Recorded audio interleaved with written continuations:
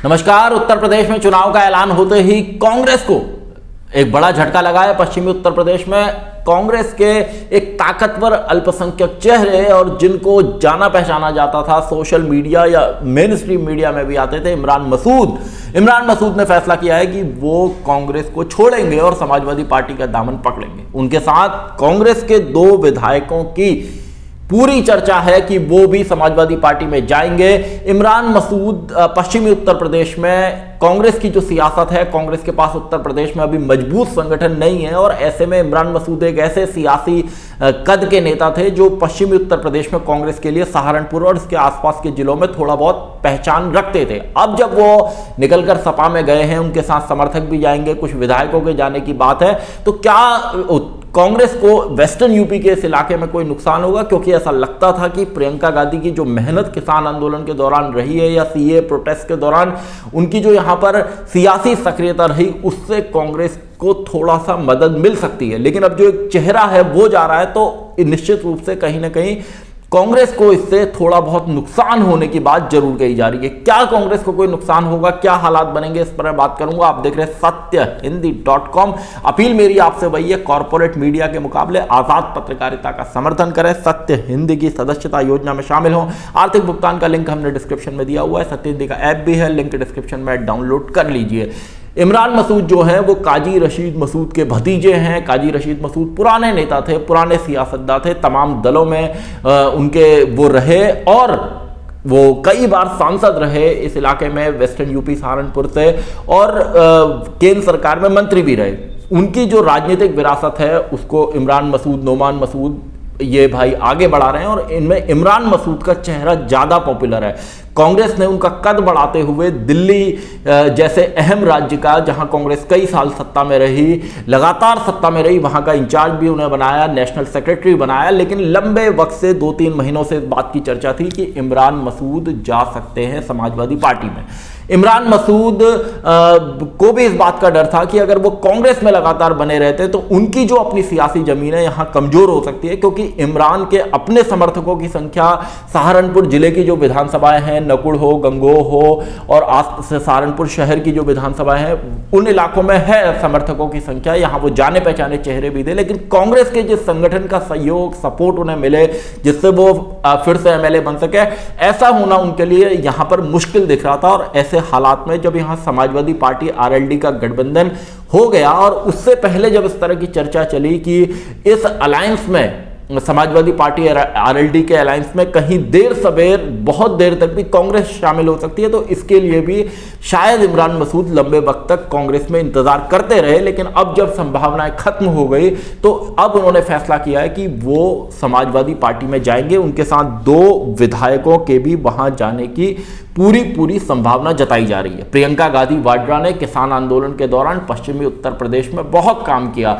बहुत सारे चुनावी कार्यक्रम किए। किसान आंदोलन के दौरान उनकी सक्रियता यहां पर अच्छी खासी रही। एंटी सीए प्रोटेस्ट, जब सीए के खिलाफ आंदोलन हुए तब भी प्रियंका गांधी काफी सक्रिय रही। पश्चिमी उत्तर प्रदेश का जो इलाका है इसमें मुस्लिम आबादी ताकतवर संख्या में है। बहुत सारी विधानसभाओं में मुस्लिम समुदाय जीत और हार के फैसले को तय करने की हिम्मत रखता है, उसकी क्षमता है। और ऐसे हालात में ये माना जा रहा था कि अगर इमरान मसूद छोड़ देते हैं, क्योंकि जैसी उनकी चर्चा चल रही थी, उनके जो बयान आ रहे थे उसको लेकर लगातार ऐसा लग रहा था कि अगर गठबंधन कहीं नहीं होता तो फिर वो कांग्रेस को छोड़कर समाजवादी पार्टी के साथ जा सकते हैं। और प्रियंका ने जो यहां पर मेहनत की थी इस इलाके में, वहां से थोड़ा सा सियासी लीड, सियासी बढ़त हासिल कर पाएगी कांग्रेस, ऐसी संभावना लग रही थी। लेकिन चूंकि पश्चिमी उत्तर प्रदेश में कांग्रेस के पास हरेंद्र मलिक एक बड़े नेता थे, वो सपा में चले गए, उनके बेटे सपा में चले गए और अब इमरान मसूद भी चले गए, तो अब ऐसा कोई चेहरा कांग्रेस के पास यहां बड़ा नहीं दिखता जो कुछ इलाकों में वोट बटोर सके, रोड शो, बड़ी रैलियां कर सके, जिससे प्रियंका गांधी को यहां पर ताकत भी मिल सके। लेकिन अब ऐसा नहीं हो पाया है, क्योंकि इमरान मसूद पार्टी छोड़कर जाने की बात उन्होंने कही है। काजी रशीद मसूद के बड़े समर्थकों की इस इलाके में संख्या रही है और यह कहा जाता है कि राहुल गांधी के भी बहुत करीबी इमरान मसूद रहे हैं, इसीलिए उनको राष्ट्रीय सचिव और दिल्ली के इंचार्ज जैसे बड़े पदों पर रखा गया था और पश्चिमी उत्तर प्रदेश में संगठन का जो भी काम होता था, यहाँ पे पदाधिकारियों की नियुक्ति होती थी या टिकटों का कोई बंटवारा होता था, उसमें इमरान के समर्थकों को, इमरान को तरजीह हमेशा गांधी परिवार की ओर से मिलती रही है। और इमरान बीते 2 महीनों से कांग्रेस के कार्यक्रमों से दूर थे और इससे साफ ये लग रहा था कि जो बिजनौर है, सहारनपुर के आसपास के इलाके हैं या मुरादाबाद है, उस तरफ भी इस तरह की चर्चा थी कि इमरान मसूद अब पार्टी को छोड़ेंगे। प्रियंका गांधी वाड्रा ने बीते कुछ महीनों में लगातार कांग्रेस के लिए यहां पर संगठन को मजबूत करने का काम किया है। कांग्रेस जब तक उत्तर प्रदेश में रही, उसकी एक सबसे बड़ी ताकत दलित, ब्राह्मण और मुस्लिम का जो गठजोड़ था वो उसके साथ होना था, लेकिन अब जो उसका जो सियासी ढांचा है वो लंबे वक्त से यहां से सत्ता से बाहर है और उसकी जो ताकत थी वो चली गई है। हालांकि प्रियंका गांधी ने कोशिश जरूर की कि अब ये तीनों जो उसकी ताकत थी, ये तीनों समुदाय उसके साथ वापस आए। कांग्रेस ने अपने संगठन में भी, नियुक्तियों में भी इस बात का बहुत ध्यान रखा, लेकिन झटके सियासत में लगते रहते हैं। और प्रियंका गांधी ने बीते दिनों में लड़की हूं लड़ सकती हूं का नारा दिया या तमाम तरह की मैराथन या दूसरे चुनावी कार्यक्रम किए। उससे कांग्रेस को उत्तर प्रदेश के अंदर राजनीतिक विश्लेषकों का कहना है कि थोड़ा बहुत सियासी फायदा जरूर होगा, लेकिन आपको एक नेता भी चाहिए, एक चेहरा भी चाहिए जो आपको लीड कर सके हर जगह। और पश्चिमी उत्तर प्रदेश में इमरान या हरेन मलिक इस पोजीशन में थे कि वो थोड़ा बहुत असर रखते थे, लेकिन उनके जाने का निश्चित रूप से कांग्रेस को इस इलाके में सियासी नुकसान होगा। समाजवादी पार्टी आरएलडी का गठबंधन यहां पर हुआ है और ये जो कॉम्बिनेशन यहां समाजवादी पार्टी आरएलडी का है, ये निश्चित रूप से बीजेपी के लिए भी एक मुश्किल खड़ी कर सकता है, क्योंकि ये इलाका पूरे साल भर तक किसान आंदोलन के कारण उसकी सियासत यहां की गर्म रही है। और इन किसान आंदोलन के दौरान जो आरएलडी का पुराना इक्वेशन था, जाट मुस्लिम इक्वेशन, वो फिर से जुड़ता हुआ कहीं ना कहीं दिखाई दिया है। बीजेपी की कोशिश है कि मुख्यमंत्री योगी आदित्यनाथ को मथुरा से चुनाव लड़ाया जाए, ताकि इस इलाके में जो सियासी डैमेज होने की बात कही जा रही है, जिसकी आशंका जताई जा रही है कि सियासी डैमेज हो सकता है, बीजेपी को 2014, 2017, 2019 के चुनाव में यहां पर अच्छी खासी सफलता पश्चिमी उत्तर प्रदेश में मिलती रही है, लेकिन इस बार किसान आंदोलन के कारण सियासी डैमेज और एसपी आरएलडी के गठबंधन के कारण सियासी डैमेज होने की बात लगातार राजनीतिक विश्लेषक कह रहे हैं। ऐसे हालात में अगर बीजेपी योगी आदित्यनाथ को यहां से चुनाव लड़ाती है तो एक अच्छा मुकाबला पश्चिमी उत्तर प्रदेश के अंदर देखने को मिलेगा, लेकिन प्रियंका गांधी के लिए यहां पर इमरान मसूद एक बड़ा कार्ड हो सकते थे, एक अच्छा फेस हो सकते थे, जो उनके लिए कुछ वोट, कुछ सीटें निकाल सकते थे। लेकिन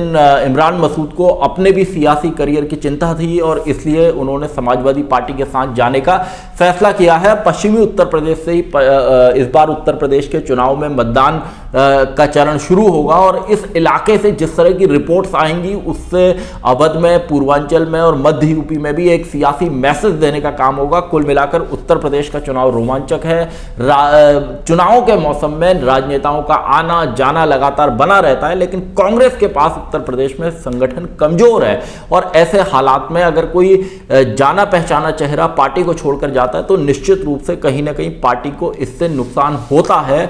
और देखना होगा कि सहारनपुर के इस इलाके में क्या कांग्रेस को कहीं नुकसान हो सकता है इमरान मसूद के जाने से, और इमरान मसूद सपा आरएलडी गठबंधन को कितना फायदा पहुंचा पाएंगे, उनके जो लोग वहां जाएंगे उनको भी क्या टिकट मिल पाएगा, क्योंकि कांग्रेस में जो उनकी सियासी हैसियत थी वहां वो अपने समर्थकों को टिकट भी दिलवा सकते थे।